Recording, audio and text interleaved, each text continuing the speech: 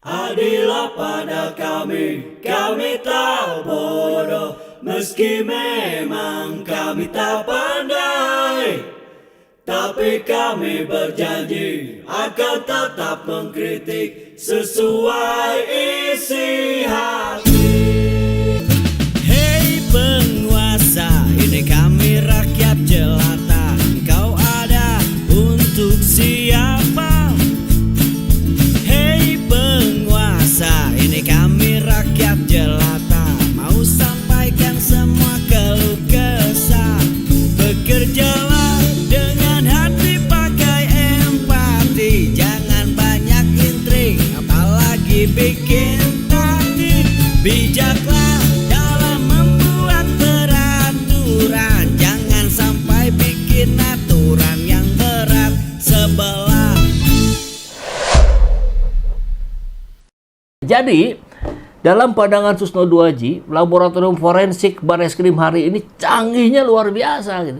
Sampai nggak kalah dari Amerika, sampai negara-negara luar pun belajar dari Indonesia. Nah, ini menarik nih. Nah, berarti langkah yang seharusnya kemudian dilakukan oleh Bareskrim adalah menceritakan itu. Wahai rakyat, masyarakat, ini loh, pengujian kita ini bukan sekedar diraba, dicium, diterawang, itu mengecek uang ya, keaslian uang.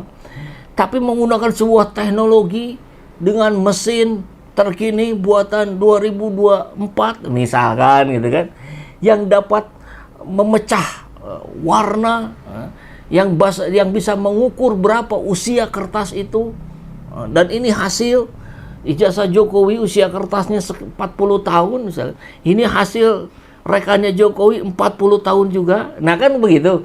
Fontnya begini dan seterusnya. Saya kira konferensi pers kemarin itu akan jauh lebih efektif dibandingkan tanpa penjelasan seperti yang Susno Duaji sampaikan ini. Jadi menarik nih penyampaian Susno Duaji. Mesti segera di follow up oleh Bareskrim dan kemudian sampaikan. Kalau tidak mau ngecek ulang, gitu nih pertimbangannya. Sampaikan ulang gitu. Dan yang pasti tentu adalah ijazah aslinya diperlihatkan. Kan itu yang diminta gitu.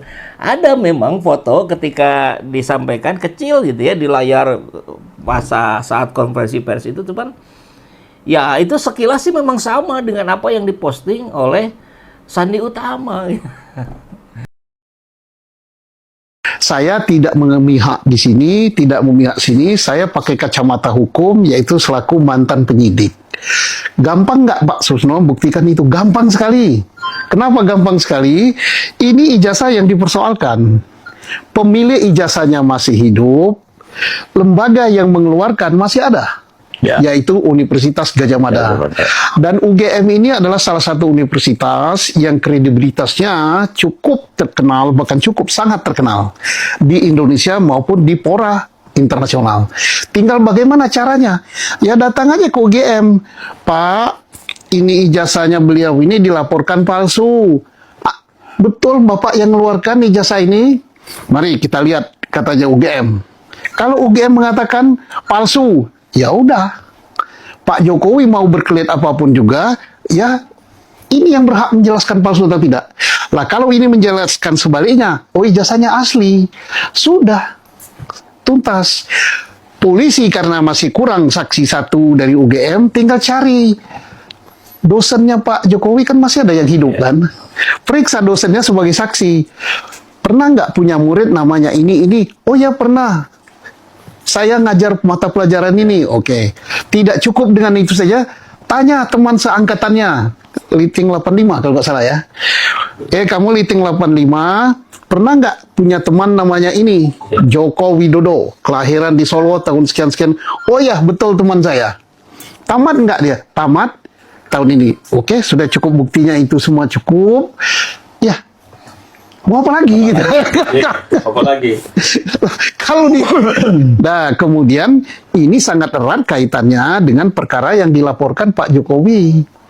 Kalau seandainya ijazah ini terbukti palsu, UGM mengatakan kami tidak mengeluarkan itu, ini bukan mahasiswa kami dan sebagainya, maka laporan Pak Jokowi di Polda Metro Jaya jadi gugur. Tidak bisa dikatakan mencemarkan nama baik, memang palsu. Tapi kalau ini asli, maka laporan Pak Jokowi ini apa yang diputuskan oleh Markas Besar Kepolisian Negara Bareskrim keluar SP3 ini sebagai alat bukti untuk perkara pencemaran nama baik. Ya gampang sekali kan? Ya. Nah, tapi kan ada yang katakan perlu dilaporat dan apa enggak? Ya perlu, silakan dilaporat. Kan tidak perlu, tapi tidak perlu kita terlalu sibuk dengan dilaporat. Yang ngeluarkan kok.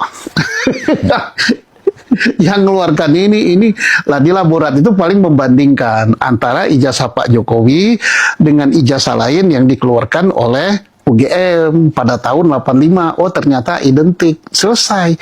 Tidak nanti membandingkan, wah ini kupingnya mekar, wah ini giginya, bukan itu. Dian Sandi Utama, kader dari PSI itu gitu. Nah, sehingga muncul juga kejanggalan lain yang disampaikan salah satunya oleh Buniani. Tentu bukan hanya oleh beliau saja, tapi banyak pihak juga menyampaikan hal yang sama. Yang ada di laporan RMOL, kita lihat dari Widodo, laporan Widodo Bugiarto ya. Buniani ungkap kejanggalan kwitansi SPP Jokowi. Bukti kwitansi pembayaran sumbangan pendidikan, pembinaan pendidikan. SPP. SPP ini hal yang sangat lazim, tapi kepanjangannya seringkali kita lupa ya. Nih, sumbangan pembinaan pendidikan. Sumbangan tapi wajib gitu. Aneh ya. Yang dibeberkan oleh Bareskrim Polri untuk menunjukkan bahwa Jokowi merupakan fakultas UGM dipertanyakan oleh peneliti media dan politik Buniani. Buniani mengatakan Jokowi masuk UGM pada tahun 1980. Artinya dia mulai kuliah semester 1 sekitar bulan Juli Agustus, betul ya. Biasa pendaftaran kan di bulan-bulan ini nih, Mei Juni gitu ya. Perkuliahan di bulan Juli Agustus. Artinya dia bayar SPP semester 1 berarti ya di bulan Juli Agustus 80 pas masuk. Semester 2 itu di bulan Januari 81. Semester 3 dibayar Juli atau Agustus 81, semester 4 dibayar sekitar Januari 82. Nah, coba perhatikan kwitansi bukti Bareskrim. Bayar SPP pada bulan Januari 82 harusnya untuk semester 4 berarti kan kalau hitungan tadi. Nah, ini untuk semester 2. Maka pertanyaannya, apa Jokowi begitu masuk langsung istirahat atau tidak kuliah 2 semester berturut-turut pada Januari 82? Dan dia baru semester 2, bukan semester 4. Kata Buniani yang dikutip dari akun Facebooknya Minggu. Minggu itu hari ini, ya, 25 Mei. Benar juga ya. Jadi harusnya Januari 82 itu bayar untuk semester 4.